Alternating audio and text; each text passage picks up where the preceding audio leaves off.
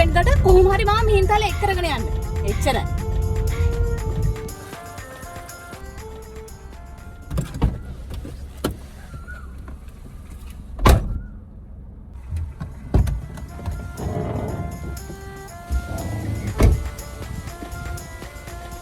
මේ ඇයි මොකද කේන්ති ගිල්ලද මේ අපේ ගෑනට මිහින්තල යන්න ඕන මම 29. කොහේ යන්නද මං? වැඩ ගොඩ ගැහිලානේ මං. අයියෝ අරෝසයා දැන් ඕකට මිහින්තලේ යන්න දෙයක් නෑ බං.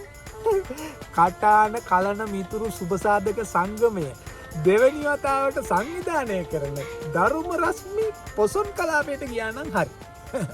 ඒකේ තියෙනවා මචං වෙන ලොකු මිහින්තලයක් හදලා. මිහින්තලේ විතරක් නෙමෙයි ඒකේ තියෙනවා තොරන්, වෙසක් කූඩු, දිව්‍ය ලෝකෙ, අපාය. මේ ඔක්කොම ඒකේ තියෙනවා බං. මිහින්තලේට අමතරව දන්සල් පොලිමක් ඒකේ තියෙනවා.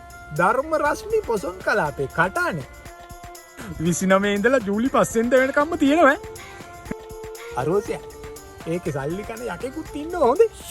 එහෙනම් ඉතින් අපේ ගෑණි එහෙක් කරගෙන ඉන්න වැඩක් නෑ බං. ඒ ඇයි?